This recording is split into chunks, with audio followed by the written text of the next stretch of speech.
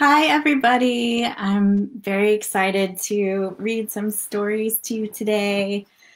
I'm Brittany, and I have some stories today from my best friend's kids. They were nice enough to let me borrow some of their favorite books. So this first one is very beautiful. It's called Sleep Like a Tiger, and it's by Mary Logue and illustrated by Pamela Zagorinsky. So I'm going to read it, and then I'm going to show you the pictures. So that's the cover. All right. Sleep Like a Tiger. Once there was a little girl who didn't want to go to sleep, even though the sun had gone away. Here's the little girl.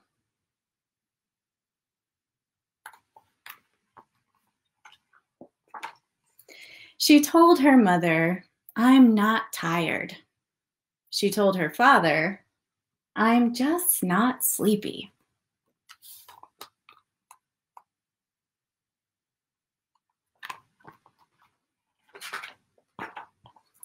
They nodded their heads and said she didn't have to go to sleep, but she had to put her pajamas on. She picked out her favorite pajamas that matched the night sky. "I'm still wide awake," she announced. You can see her in her pajamas. And that's her mom and her dad. It looks like her little doll, too.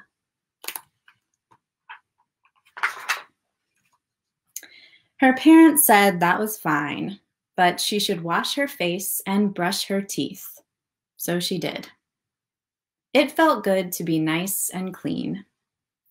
Then, because she loved climbing into her bed, she did, stretching her toes down under the crisp sheets, lying as still as an otter floating in a stream. You can see her washing her face and brushing her teeth. And you can see her in her bed with little otters around her.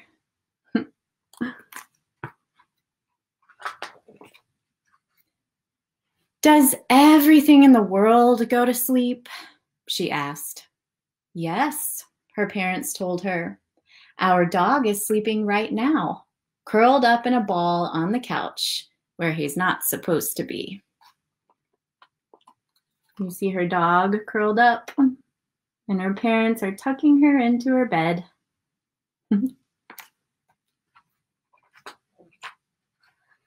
And the cat is fast asleep, stretched out in front of the fireplace, the warmest spot in the house. "What about bats?" she asked. "They don't sleep." "Not at night," her parents agreed. "But during the day, they fold their wings, tuck their heads, and sleep hanging upside down in the safest place in the barn."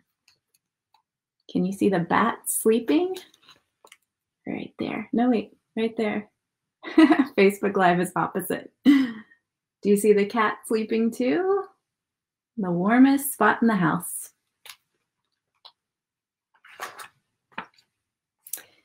"Do whales sleep?" she asked. "Yes, they swim slowly around and around in a large circle in the ocean and sleep." Look at those big whales. Wow. There's 3.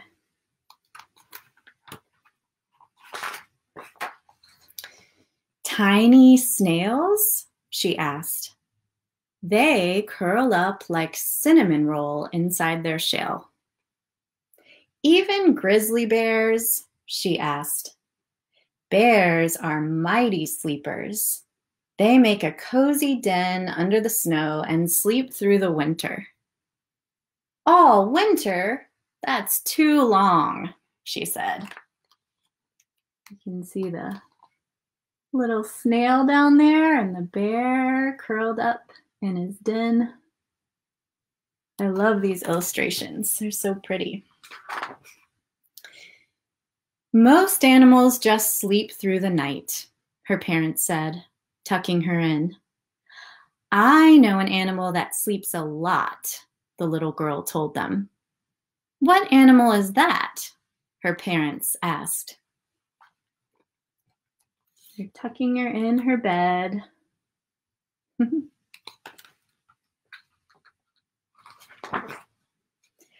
The tiger in the jungle. When he's not hunting, he finds some shade, closes his eyes, and sleeps. That's the way he stays strong. You can see the tiger sleeping.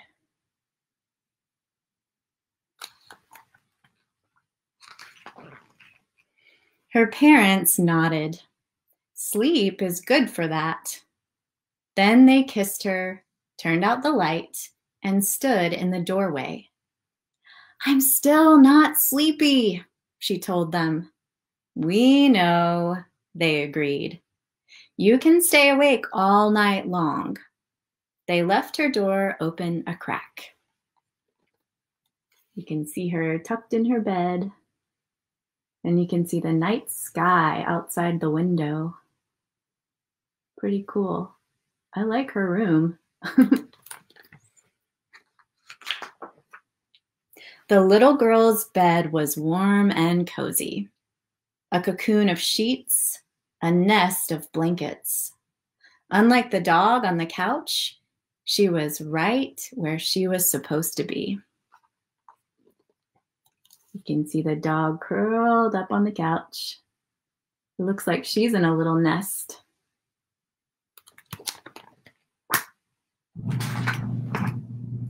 She wriggled down under the covers until she found the warmest spot, like the cat in front of the fire. She folded her arms like the wings of a bat. You can see her curled up like the cat, folding her arms like a bat. She circled around like the whale. There's a big whale.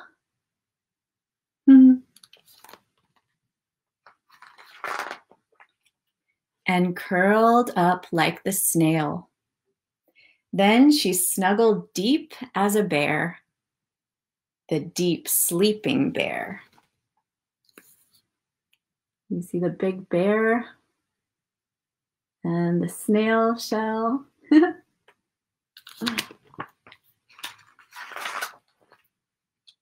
And like the strong tiger, fell fast asleep. The end.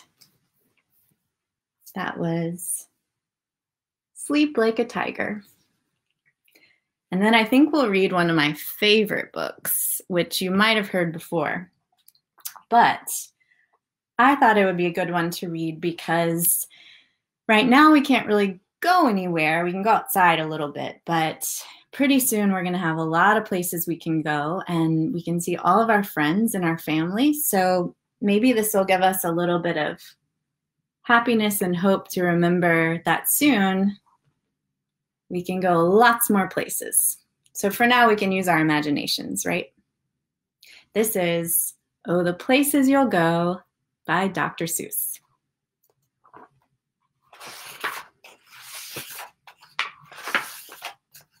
Congratulations. Today is your day. You're off to great places. You're off and away. You have brains in your head, you have feet in your shoes. You can steer yourself any direction you choose. You're on your own, and you know what you know.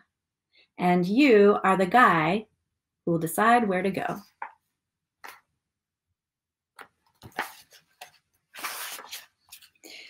You'll look up and down streets, look them over with care. About some you will say, I don't choose to go there. With your head full of brains and your shoes full of feet, you're too smart to go down any not-so-good street. And you may not find any you'll want to go down. In that case, of course, you'll head straight out of town. Oh, here's the pictures. Hmm.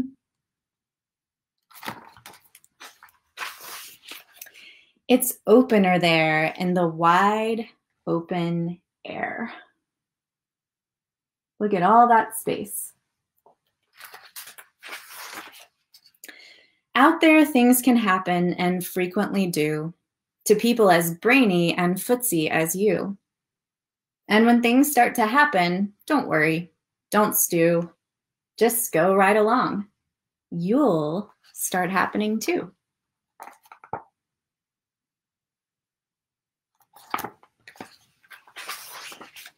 Oh, the places you'll go.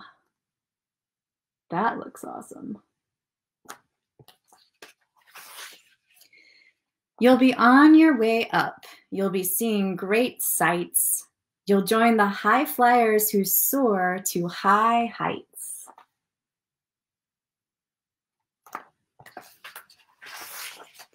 You won't lag behind because you'll have the speed.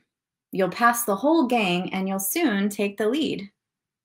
Wherever you fly, you'll be the best of the best. Wherever you go, you will top all the rest. Get all those balloons, all those colors. Except when you don't, because sometimes you won't. I'm sorry to say so, but sadly it's true. That bang-ups and hang-ups can happen to you. You can get all hung up in a prickly perch, and your gang will fly on. You'll be left in a lurch.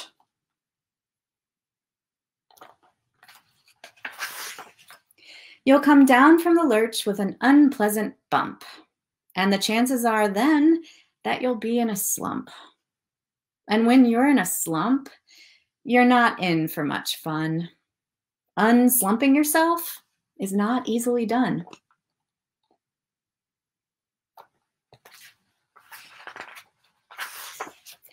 You will come to a place where the streets are not marked. Some windows are lighted, but mostly they're darked. A place you could sprain both your elbow and chin. Do you dare to stay out? Do you dare to go in? How much can you lose? How much can you win? And if you go in, should you turn left or right and 3/4, or maybe not quite, or go around back and sneak in from behind? Simple it's not, I'm afraid you will find, for a mind maker upper to make up his or her mind. That's a lot of choices. You can get so confused that you'll start in to race down long, wiggled roads at a breaknecking pace and grind on for miles across weirdish, wild space, headed, I fear, toward a most useless place, the waiting place.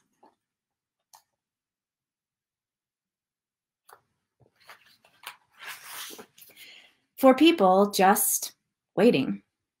Waiting for a train to go, or a bus to come, or a plane to go, or the mail to come, or the rain to go, or waiting around for a yes or no, or waiting for their hair to grow. Everyone is just waiting. Waiting for the fish to bite, or waiting for wind to fly a kite, or waiting around for Friday night, or waiting perhaps for their Uncle Jake, or a pot to boil, or a better break, or a string of pearls, or a pair of pants, or a wig with curls, or another chance. Everyone is just waiting.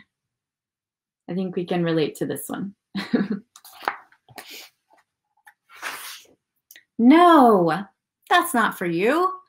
Somehow you'll escape all that waiting and staying. You'll find the bright places where boom bands are playing. Da-da-da-da. That's where I want to go. With banner flip-flapping, once more you'll ride high. Ready for anything under the sky. Ready because you're that kind of guy. Look at all those elephants. I didn't know if they were elephants or like Dr. Seuss crazy creatures. Oh, the places you'll go. There is fun to be done. There are points to be scored. There are games to be won. And the magical things you can do with that ball will make you the winningest winner of all. Fame. You'll be famous, or as famous as can be, with the whole wide world watching you win on TV.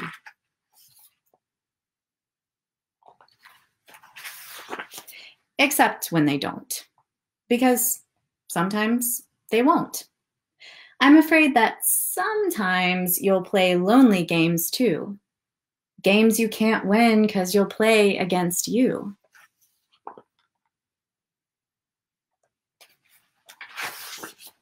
All alone. Whether you like it or not, alone will be something you'll be quite a lot. And when you're alone, there's a very good chance you'll meet things that scare you right out of your pants. There are some down the road between hither and yon that can scare you so much you won't want to go on. That looks kind of scary. But on you will go though the weather be foul. On you will go though your enemies prowl. On you will go through the hack-and cracks howl. Onward up many a frightening creek, though your arms may get sore and your sneakers might leak. That looks pretty wet.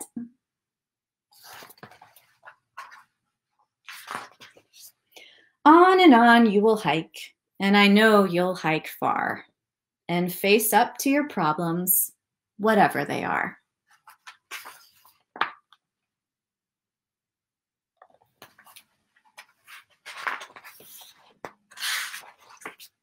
You'll get mixed up, of course, as you already know. You'll get mixed up with many strange birds as you go. So be sure when you step with care and great tact. And remember that life's a great balancing act. Just never forget to be dexterous and deft, and never mix up your right foot with your left.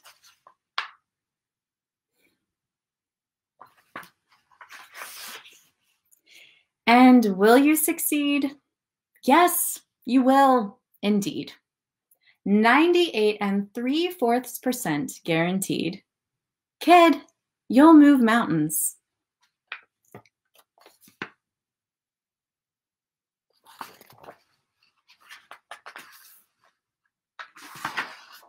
So, be your name Bucksbaum or Bixby or Bray, or Mordecai, Allie Van Allen O'Shea.